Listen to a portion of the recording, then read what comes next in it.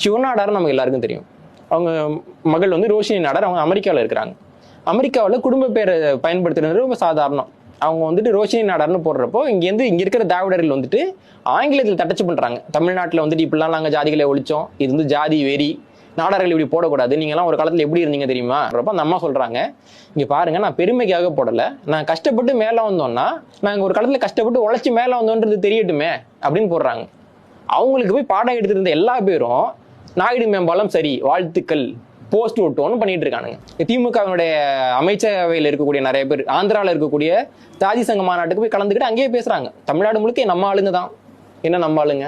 நீ தமிழ்நாட்டுக்கு வந்தா நீ தமிழன் தானே சொல்லிட்டு இருக்க, சாதி ஒழிப்புன்னு தானே சொல்லிட்டு இருக்க, சாதி மாநாட்டில் போயிட்டு என்ன நம்ம ஆளுங்க?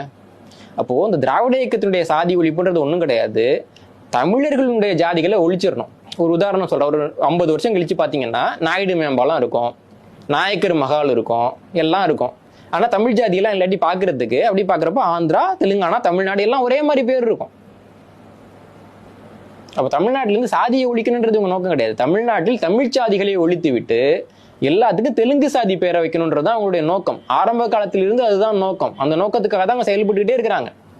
நாயக்கர் மகால் நிகழ்ச்சிகள்ல கலந்துக்கிட்டு நாயக்கர் பெருமை பேசினவர் தான் வைகோ அவர்கள்.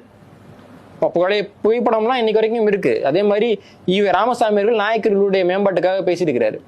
இங்கே ராமசாமிகளுடைய காலகட்டத்தில் நம்ம பார்க்குறப்போ அந்த விடுதலை இதழ்களில் அவ்வளவு ஜாதி பேர் கிடக்கு, அவ்வளவு தெலுங்கு சாதி பேர்கள் இருக்குது. அதெல்லாம் அப்படியே அவங்க குறிப்பிடுவாங்க. மாதவன் நாயர்னா மாதவன் நாயர் தான், மேனன்னா மேனன் தான், நாயுடுனா நாயுடு தான், நாயக்கர்னா நாயக்கர் தான். ஆனால் ஒரு பிள்ளையோ, ஒரு முதலியாரோ, ஒரு கோணாரோ, ஒரு குயவரோ, ஒரு கள்ளரோ யாராவது வந்தாங்கன்னா அவங்க பேருக்கு பின்னாடி இருந்து மட்டும் அவங்க சாதி பேரை நீக்கிறது.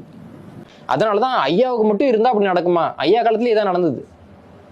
அவர் காலகட்டத்தில் அவர் ஜிடி நாயுடு தான் விடுதலையில குறிக்கப்பட்டார். ஓ, விடுதலையில அவரு அப்படி எழுதினாரு. விடுதலையில அவர் ஜிடி நாயுடு தான் குறிப்பிட்டாரு. அப்போ அவருக்கு மாத்தி சொல்லிருக்கலாம்ல. என்ன சாட்சி கையெழுத்து போட்டவரே தெரியாத அவருக்கு? அவ்வளவு நண்பர்கள் தானே ரெண்டு பேருமே. அப்போ நாயுடுன்றது பயன்படுத்தக்கூடாது, இப்போ அவர்கிட்ட சொல்லியிருக்கலாம். ஜிடி நாயுடு தான் எழுதுனாங்க. அப்போ அவர் காலகட்டத்தில் இருந்த வழக்கத்தை தான் அவங்க தொடர்றாங்க.